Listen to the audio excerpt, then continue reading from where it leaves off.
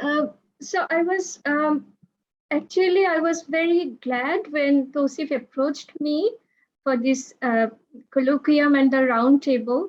I guess this is a very timely arrangement when we in South Asia are going through a soul search for a combined history that has been contested because of extreme politicization.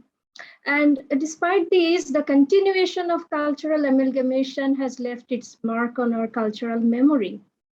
And today, for this roundtable, we have with us two distinguished scholars from two Bengals, Professor Niaz Zaman, who is my teacher and needs no introduction. I'm not really shy to admit that it gives me goosebumps to see that I'm sitting here introducing her. Appa, good afternoon and welcome to the roundtable. And we have another distinguished scholar from West Bengal, Professor Himadri Lahari, who is currently teaching at Netaji Subhas Open University. Himadri Da is not a direct teacher, but I have been learning quite a lot from him since I have known him. And namaskar and welcome, Himadri Da. I hope you can hear me. And Yes, we hope to hear you soon. That's good that we hear you.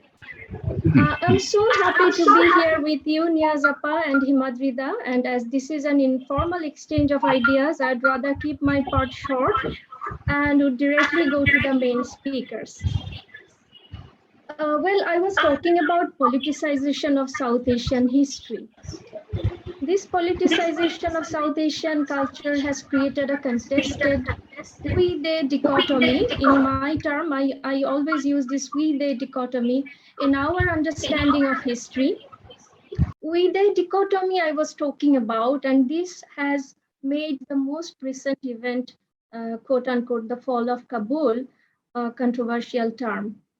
And as we know, the culture of Afghanistan, being on the crossroads of Central and South Asia, has been influential on the subcontinent, especially in the 15th to 18th centuries, when different powerful tribes from Central and East Asia were engaged in conquering the surrounding regions.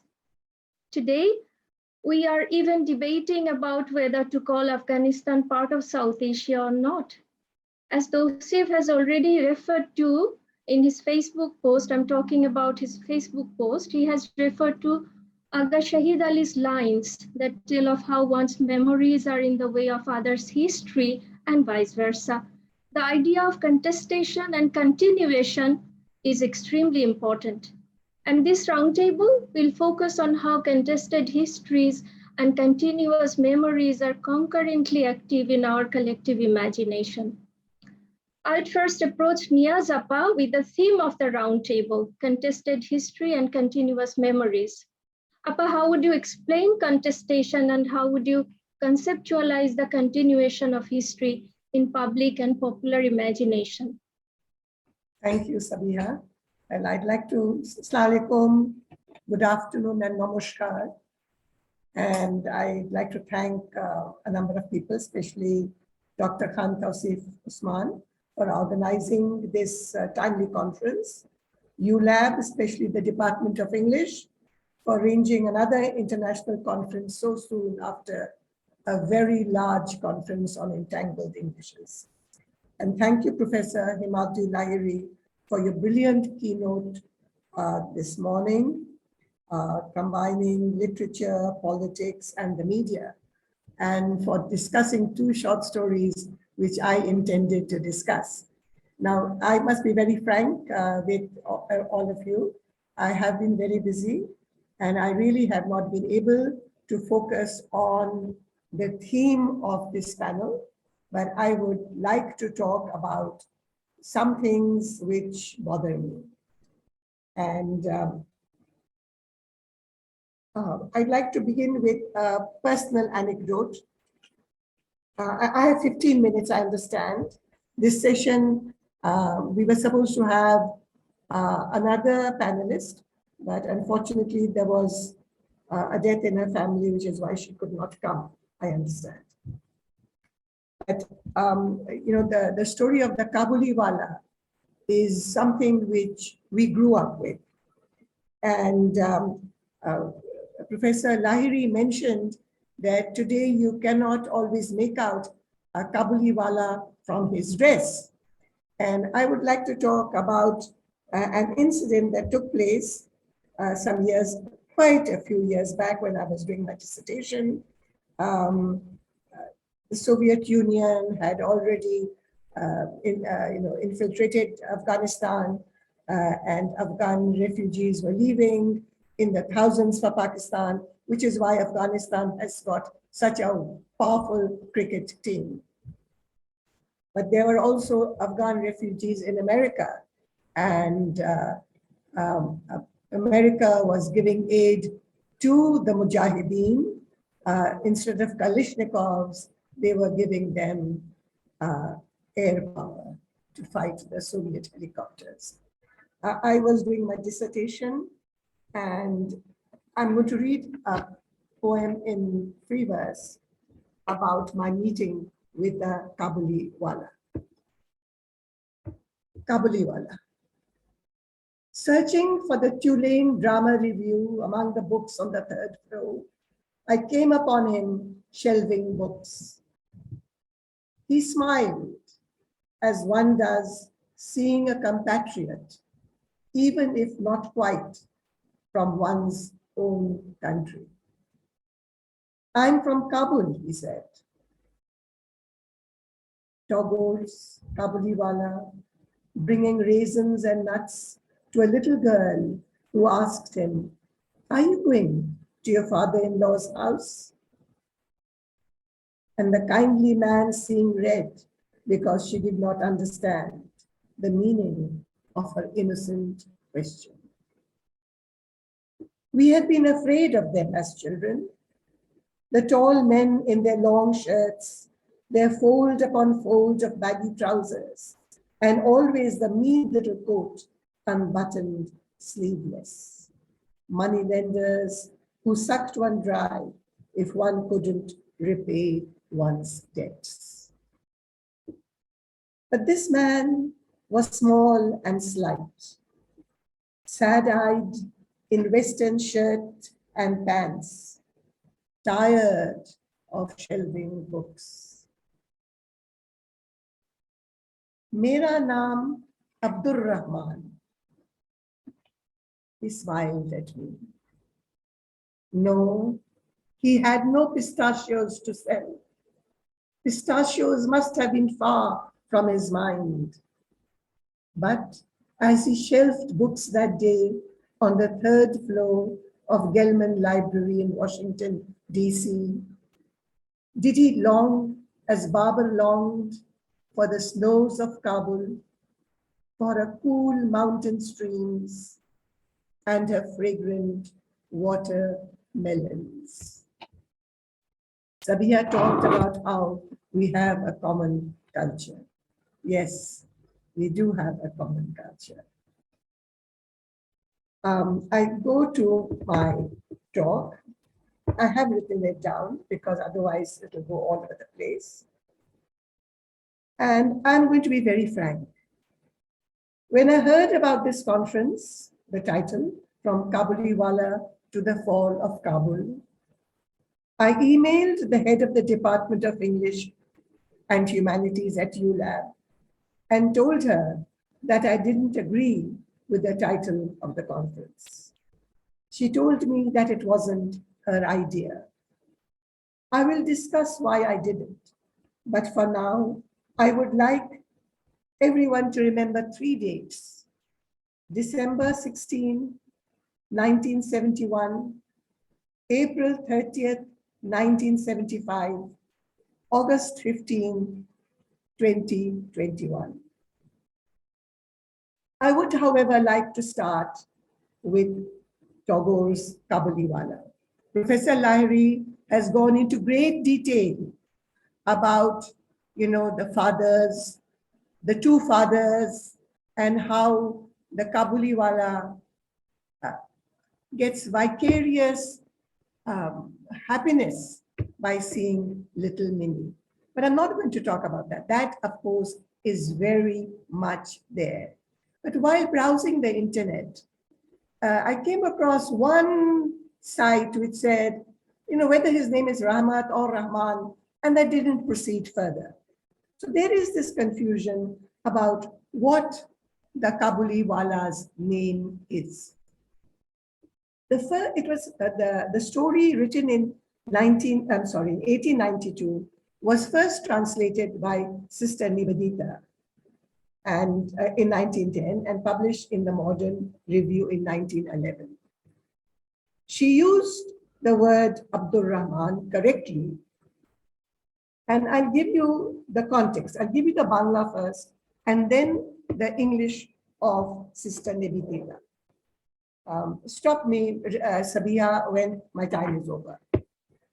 কিছু কেনা গেল তাহার পর পাঁচটা কথা আসিয়া পড়িল আব্দুর রহমান রুশ ইংরাজ প্রভৃতিকে লইয়া সীমান্ত রক্ষা নীতি সম্বন্ধে গল্প চলিতে লাগিল. And this is Sister Nivedita's translation. I made some small purchases and a conversation began about Abdur Rahman, the Russians, the English, and the frontier policy. Someone translating it this year translated that line this way. I bought a few things and we talked a little. Abdur Rahman talked about the principles of border protection against the Russians and the English.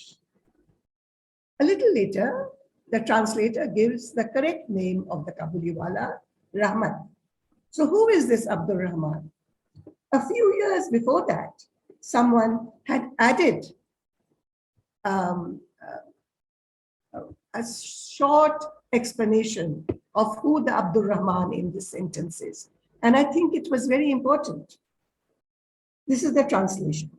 I bought a few items and soon I was involved in a rambling conversation with him on various topics, including Abdur Rahman, the Amir of Afghanistan, and the frontier policy of the Russians and the British. For people a century later, Abdur Rahman is not important unless we look at the history. But Abdur Rahman was important at the time that Rabindranath wrote his story. A year after Rabindranath wrote the story, the Durand Line was established, demarcating the border between British India and Afghanistan. For a Kabuliwala in the 1890s, talking about his country would naturally bring about talk about its ruler.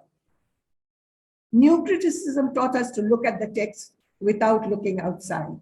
New historicism taught us to look outside the text. But before Tagore wrote the story about the Kabuliwala in Calcutta, and there were Kabuliwalas in Calcutta, as there were Kabuliwalas in East Bengal and East Pakistan. And they were not just dry fruit sellers, they were also money lenders. And as Professor Lahiri mentioned, they were supposed to be violent, which is what happens in the story of, in Rabindranath's story. But I'd like to mention two writings of Rudyard Kipling. We don't read Rudyard Kipling these days, but there's this remarkable story that he wrote, The Man Who Would Be King, in 1888, in which we have examples of white men who have become Rajas in Asia. The novella can also be read allegorically. The two adventurers in Kipling's story who try to become kings of Kafiristan, which is at present Nuristan in Afghanistan, end up dying miserably. The story should be compulsory reading for all those who want to conquer another country because they have imperial firepower. However, no amount of superior firepower can make an outside force victorious against the wishes of the people of a country. History teaches us that we learn nothing from history or from literary allegories. Kim, which used to be compulsory reading at one time, no longer, is not just a story about a young boy who grows up an orphan in British India, but also about the great game. Kipling did not coin the term, but he undoubtedly made it popular. In Tagore's time, as in Kipling's, the great game was played between the Russians and the British. From 1979, from December 1979 to February 1989, it was fought between the two superpowers, the Americans and the Russians. With the end of the Soviet Union in 1991, the enemy has become the Muslim, Libyan, Iraqi, Afghani, Syrian. The history of the American involvement in Afghanistan reveals how the American and Soviet involvement in Afghanistan reveals how the various ethnic groups have been used by these superpowers to divide and destroy a country.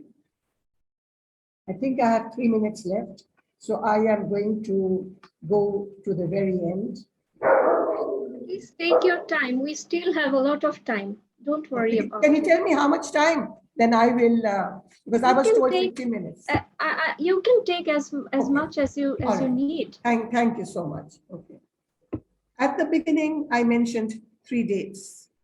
They are associated with 3 falls. Fall of Dhaka, December 16, 1971. Fall of Saigon, April 30th, 1975. Fall of Kabul, August 15, 2021.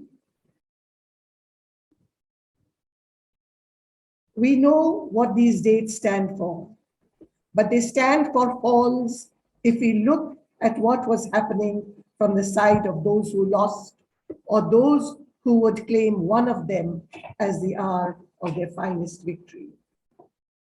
When we talk about the fall of Kabul, we see the war in Afghanistan from the perspective of the defeated Americans.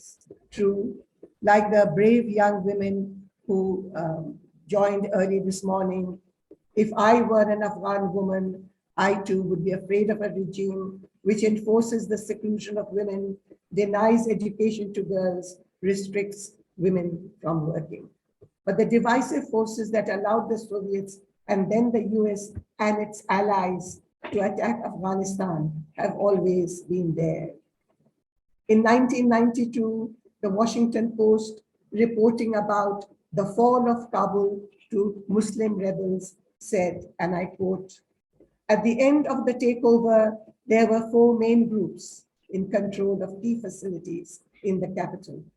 Guerrillas loyal to Hikmatyar, who is from Afghanistan's dominant Pashtun ethnic group, guerrillas loyal to Masood and belonging to his ethnic Tajik minority, militiamen from the ethnic Uzbek minority who have recently allied themselves with Masood, and guerrillas from Afghanistan's Shiite Muslim minorities." I think Professor Himadri Lahari mentioned the kite runner, and in the kite runner too, we see the distrust, the hatred, the misunderstanding, the suppression, the oppression of minority groups by the dominant ethnic group. Professor Lahiri referred to 2 images of people fleeing a country by aircraft. I will repeat one of those images. The images of desperate people clinging to the sides of planes or huddled inside an aircraft. 640 persons crammed into a US military plane, a C-17 Globemaster III on August 16, reminds us of another fall of a city, the fall of Saigon from the US perspective. That was the image. I think a lot of the people in the audience here will not remember those images of the Vietnam War. And of course, in those days, we did not have cable TV 24 hours a day, but there were some striking images. And there was one striking image of this young girl being burned by a chemical chemical gas.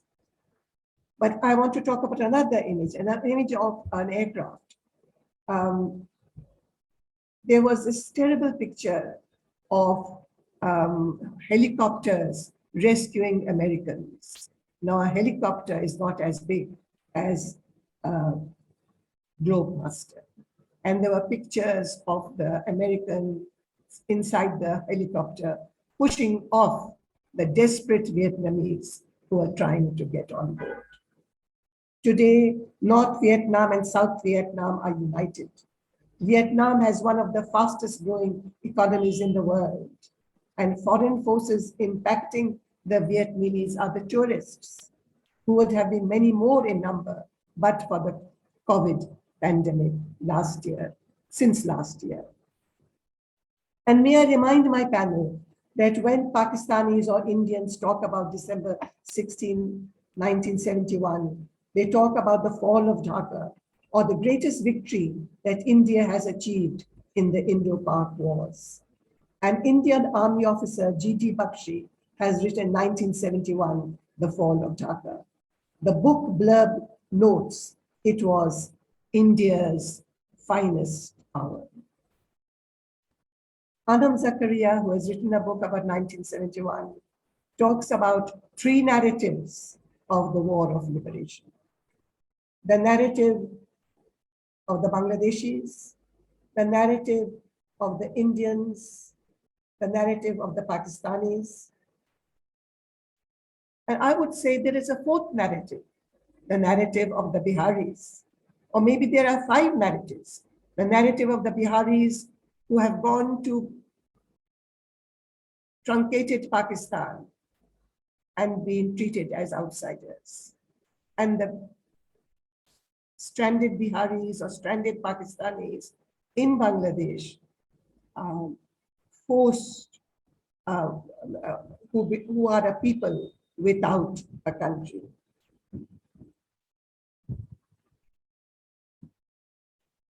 Afghanistan, August 15, 2021 is the fall of Kabul for those for whom April 30th, 1975 is the fall of Saigon. Afghanistan was only one of the several playgrounds on which a deadly game was fought. Perhaps in a country with so many internal divisions, it will take a long time for wounds to heal, for peace to come. For those who have left the country, there will be memories of a beloved country, but one that was not peaceful for at least the last 40 years. But should we leave a country to defend its own borders? I would like to end, there is this beautiful story, but I won't talk about it because Professor Lahiri has spoken about it. If there's time afterwards, I will read a few passages which struck me. But for now, I would like to end by quoting from The Ugly Asian by Sayyid Waliullah. Published posthumously in 2013, the novel is about the Cold War in the mid-50s to early 60s. In the novel, an American has come to observe the situation in a newly independent country, one which is poor and therefore might be tempted to join the communists.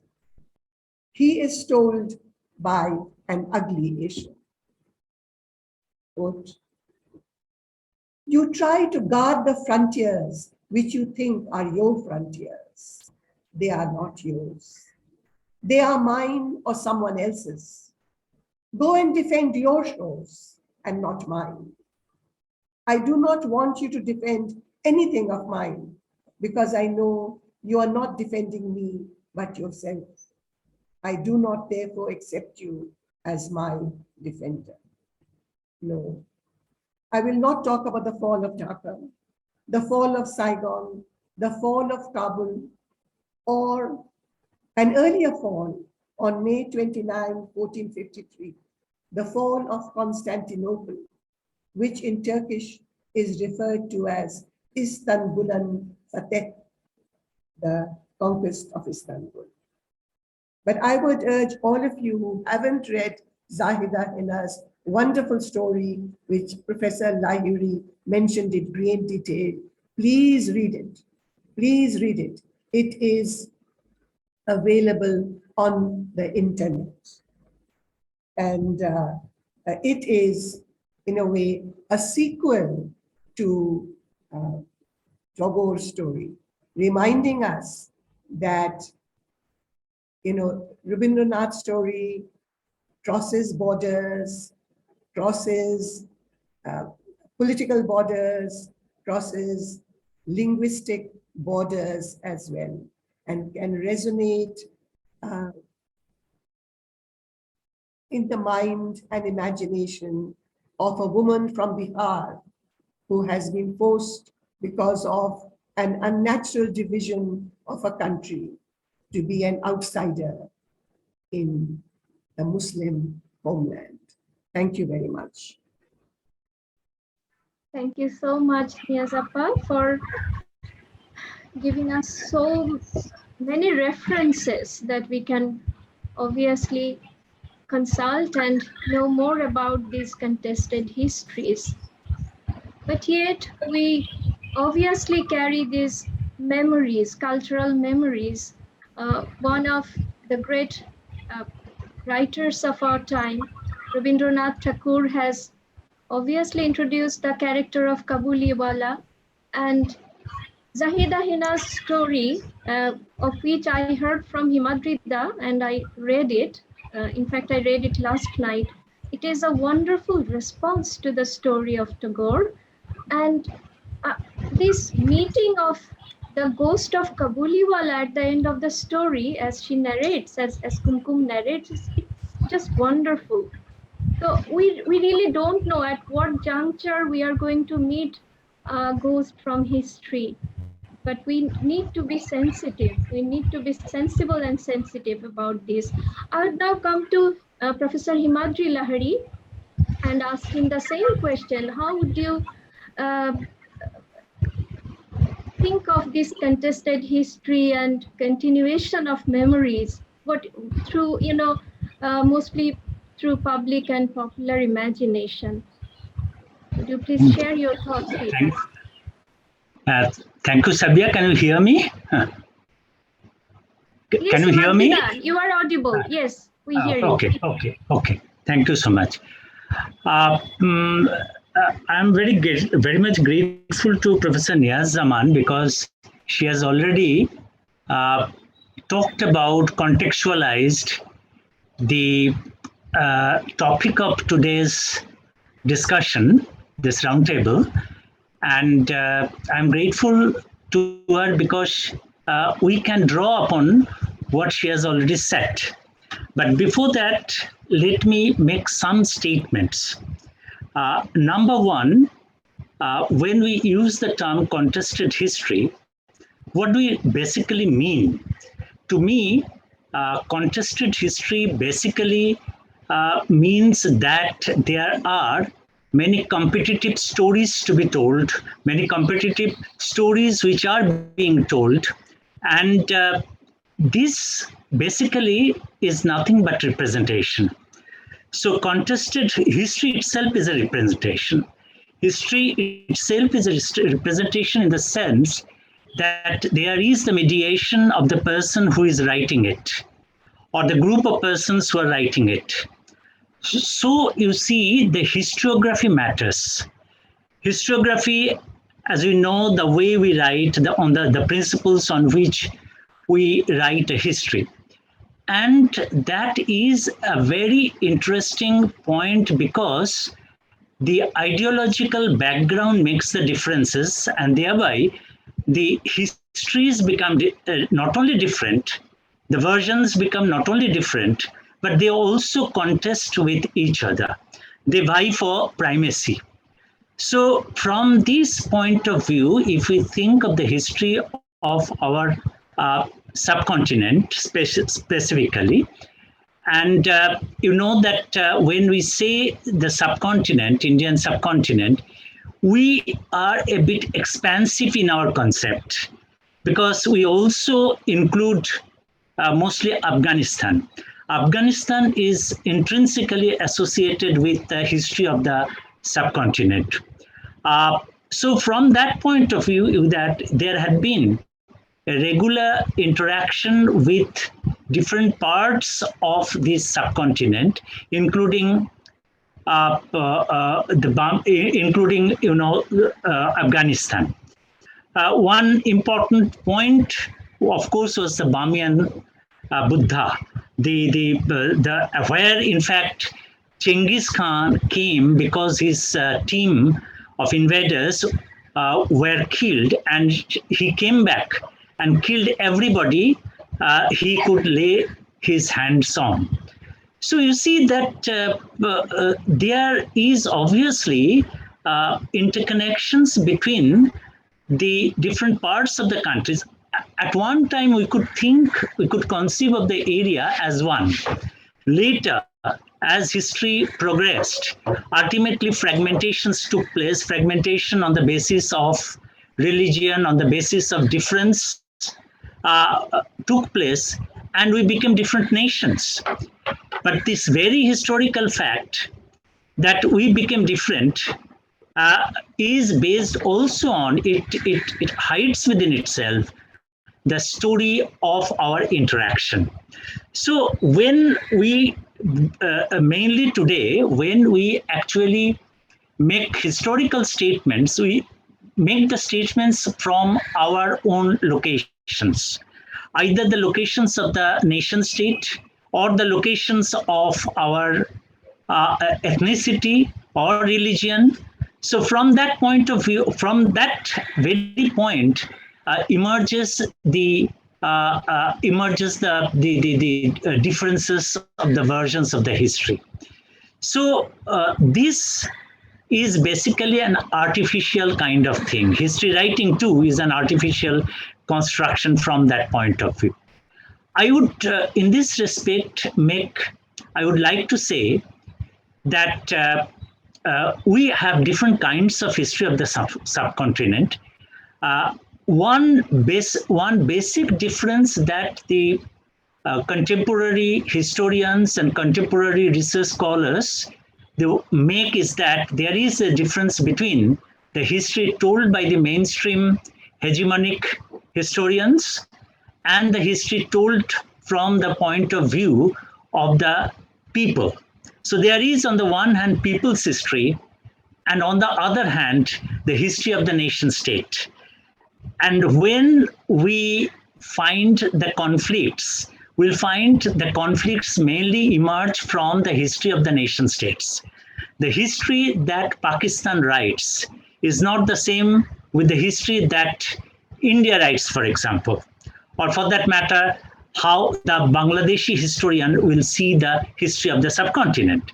So from the point of view of the hegemonic historians, or the history that proceeds from the power centers, we have different views. But at the same time, in contemporary history, we'll find that, see, for example, the history of partition.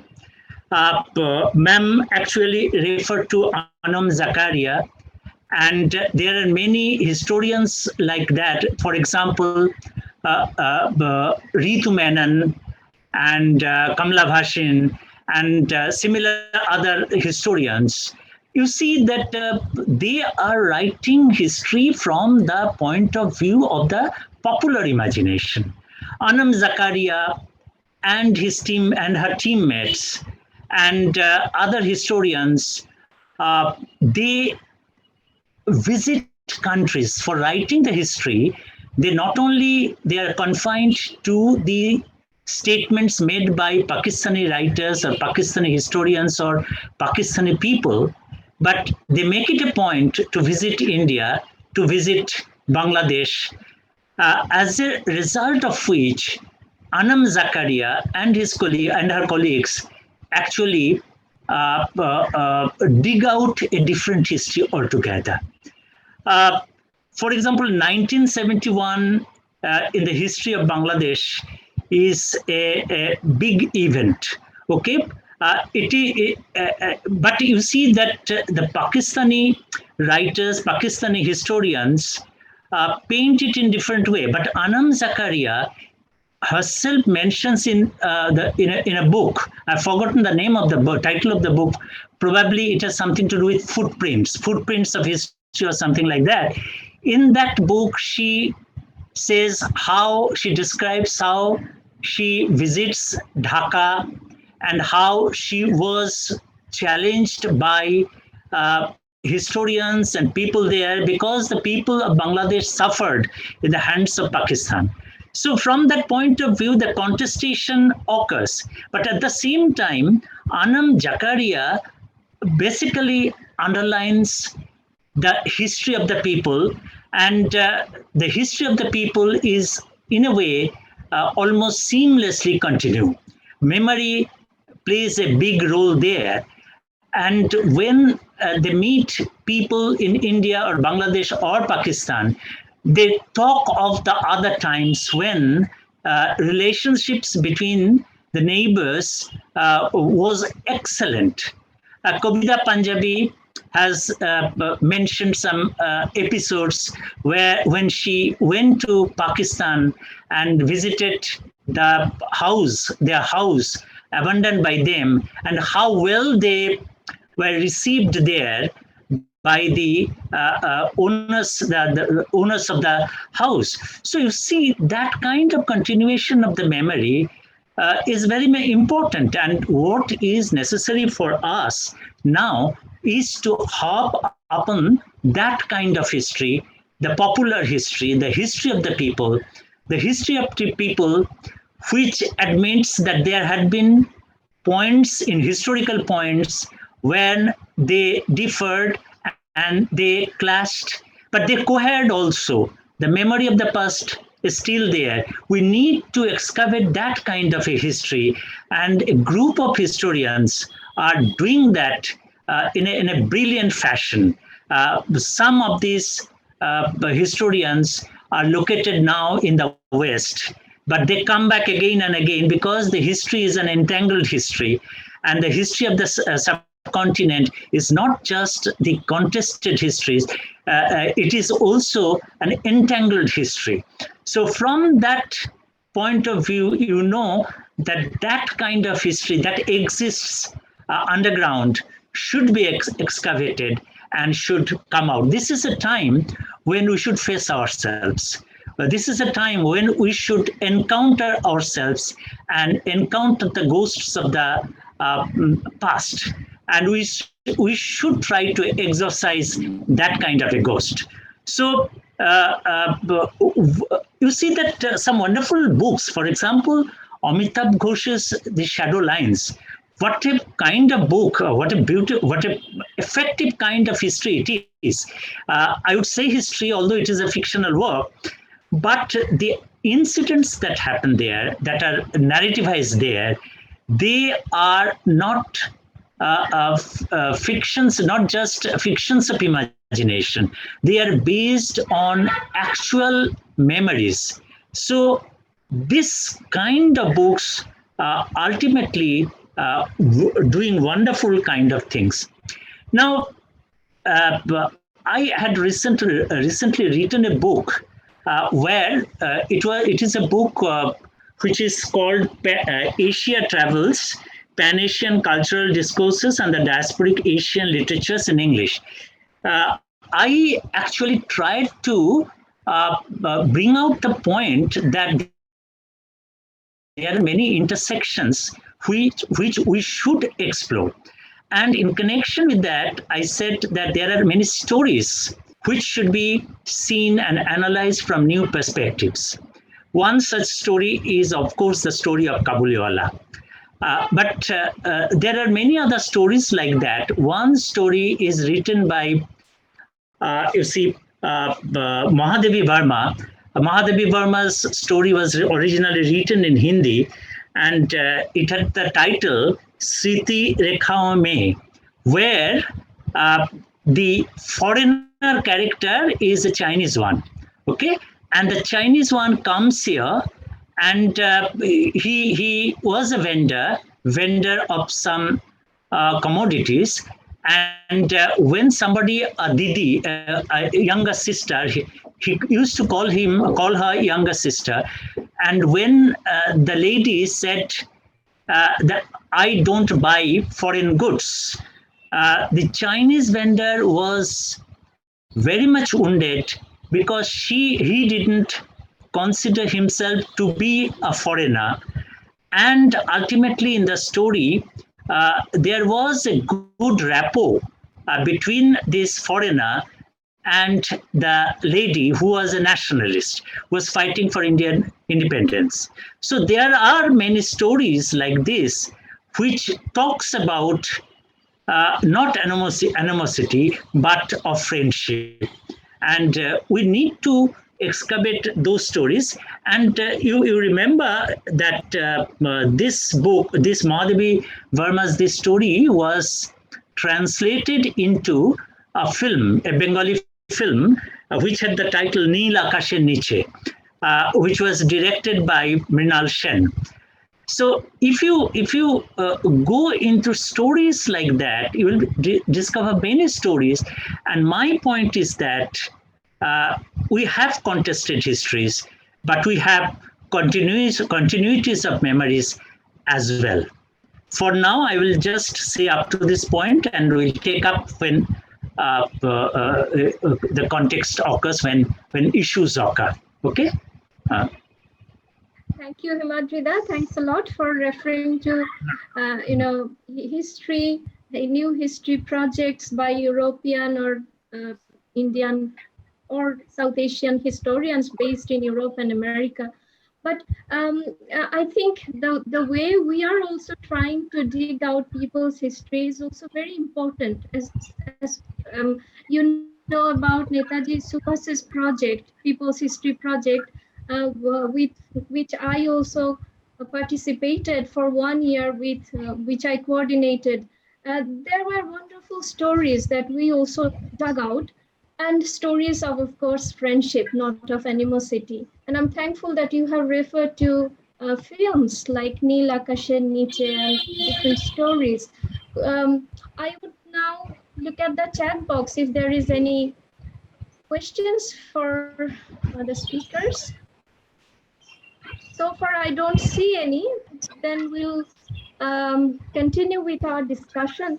I would refer to, not only literary pieces, not only stories or novels or even films. If we look at the architecture of South Asia, we can see the influence of, the gardens of Kabul, beautiful gardens created by the Mughal emperors, and, even paintings, photographs even. And the recent photograph of Sharbat Gula, as we all know, which has created a debate about representation, Western representation of South Asia, or specifically of Afghanistan.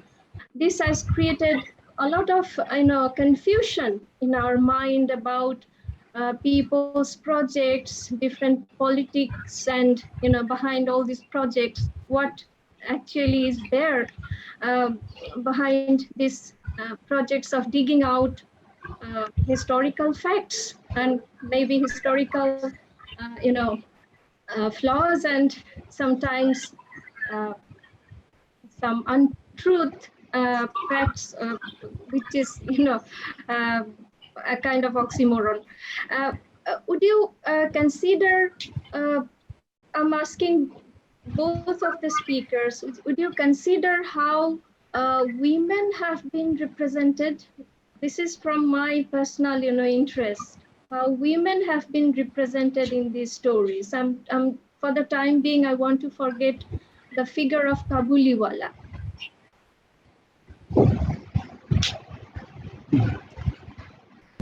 Whom are you asking the question? Maybe you can shed light on this. I'll go to Niaz. You know that if you think of literary representations, then of course you will find that women have very progressive kind of attitude towards the relationship between people of different faiths, different communities. And that is something which is found in many literary works. But at the same time, you will find that women were under pressure, patriarchal pressure, to conform to the patriarchal versions of the history, the patriarchal versions of the narratives. But then you go on, go into the characters, and you'll find that these stories that come out of them, out of the women, were stories of basically friendship, how they gave refuge to those who are in need of refuge, and how they persuaded the people of their communities to go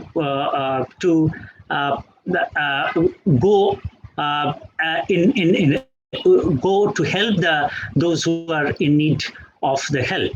Now, I'm thinking of particularly Bapsi Sidhwa's story, Bapsi Sidhwa's Ice Candy Man, where you can see how the women's team, they form a clandestine women's team who collect petrol, who use the cars, and they help the refugees, those who wanted to go beyond the border. They want to, they help them by providing the cars and providing all kinds of history, all kinds of help.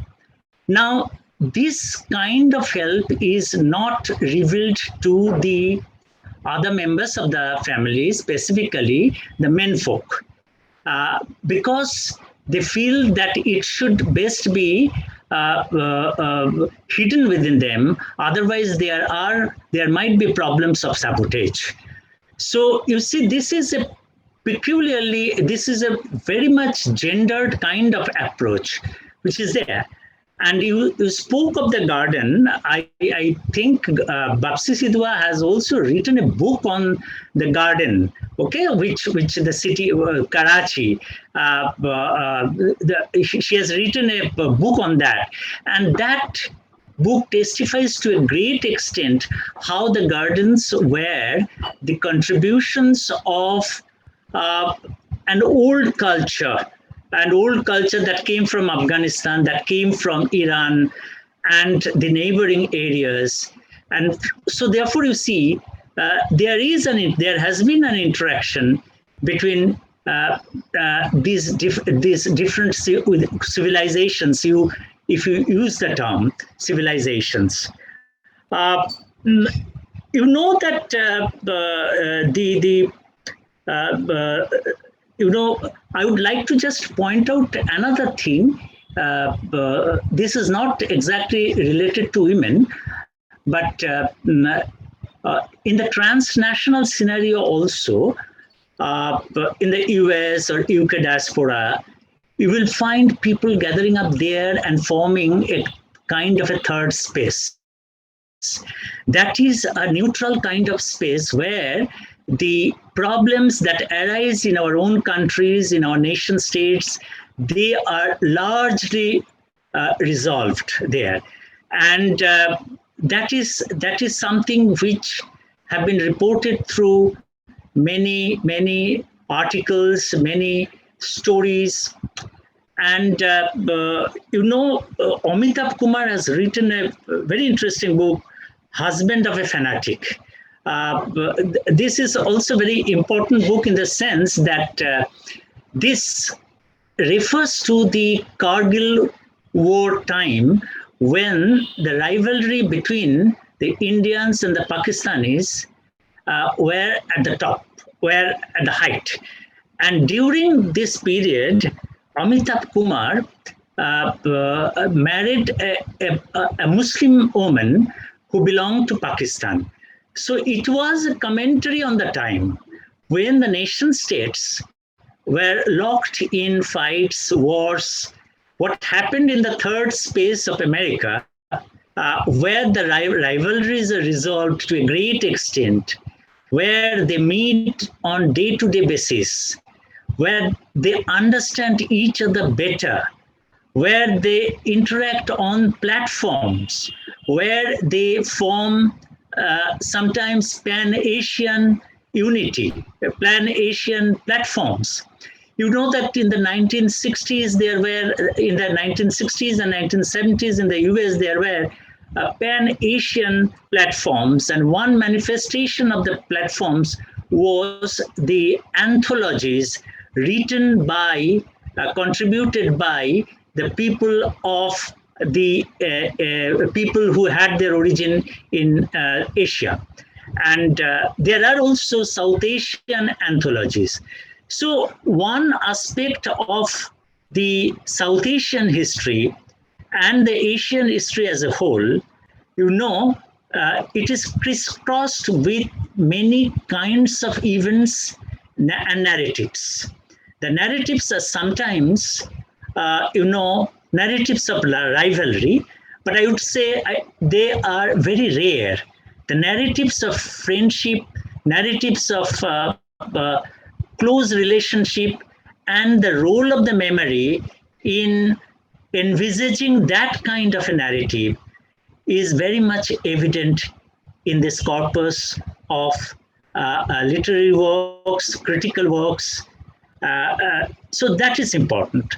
I would also like to comment on another issue which Niaz ma'am had raised, and that is the use of the word, fall. The word fall, basically, she is absolutely right. She is absolutely right, and I agree with her. And to me also, the word fall suggests a kind of outsider's perspective. When we refer to the fall of Kabul,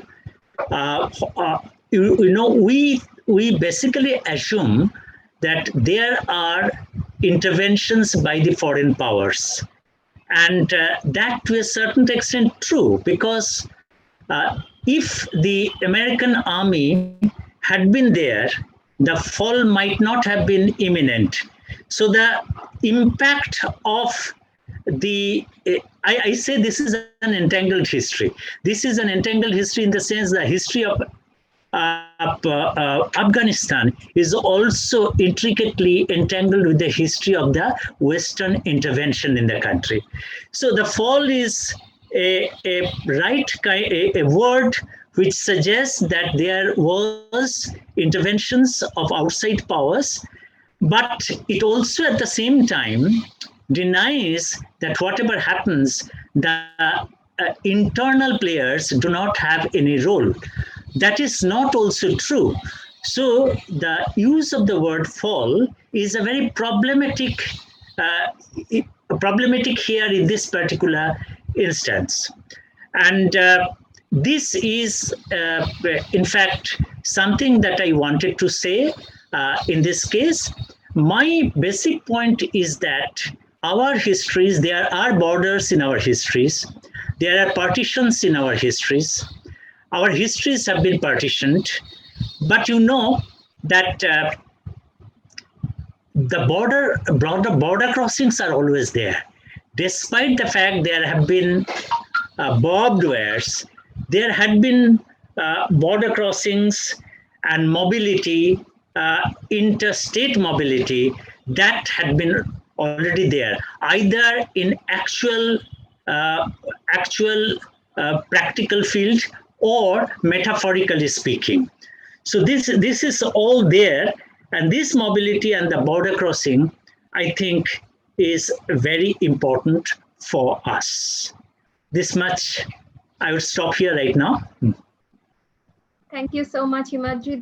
I was actually referring to this idea of fall and women's position when I asked about women's representation.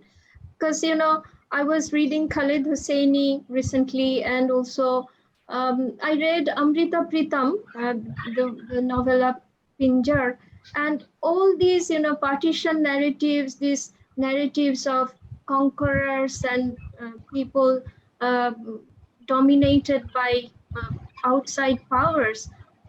there lies a position for women and children specifically that are sometimes not represented in that way, which Hosseini obviously does quite wonderfully in all of his novels. Children and women get priority in his novels.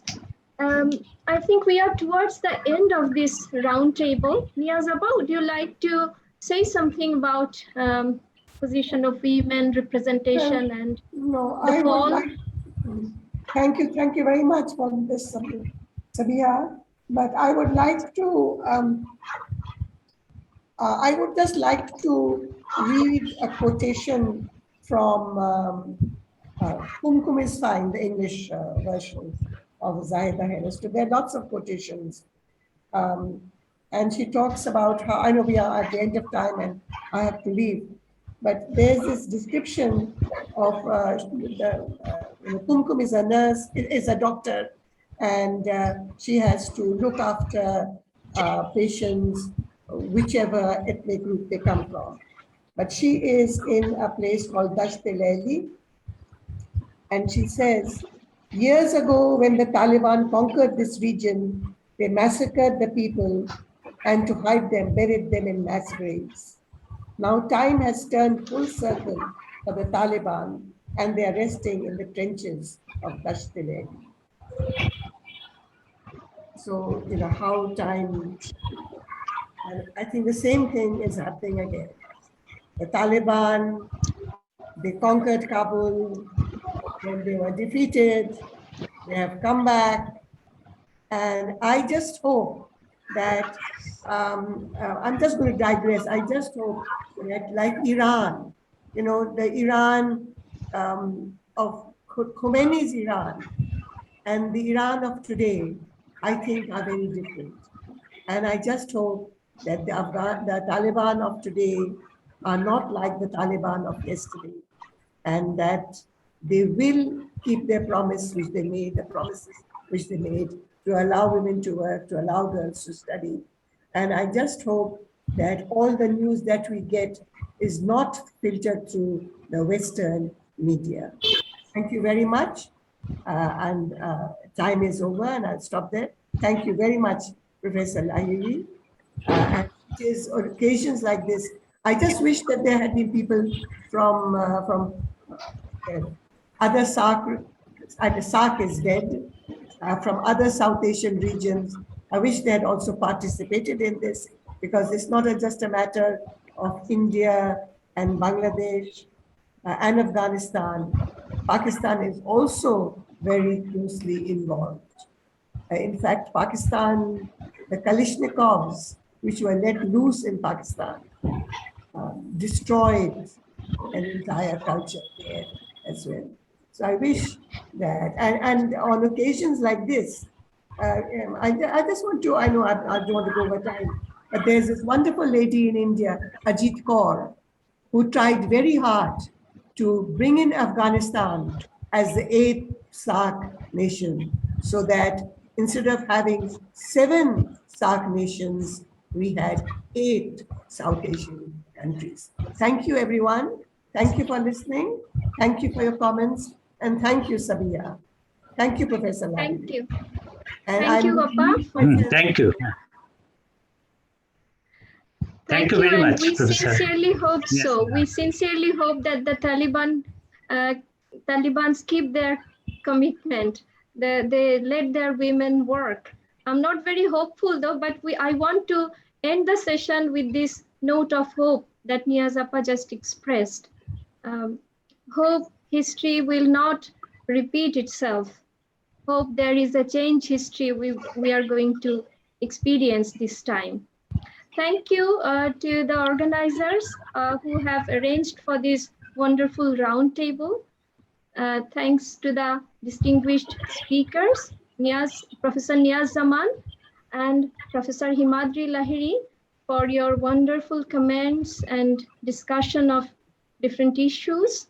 And I'd like to end the session here, thanking the organizers once again, Khan Tausif Osman, and the ULAB community. Thank you so much.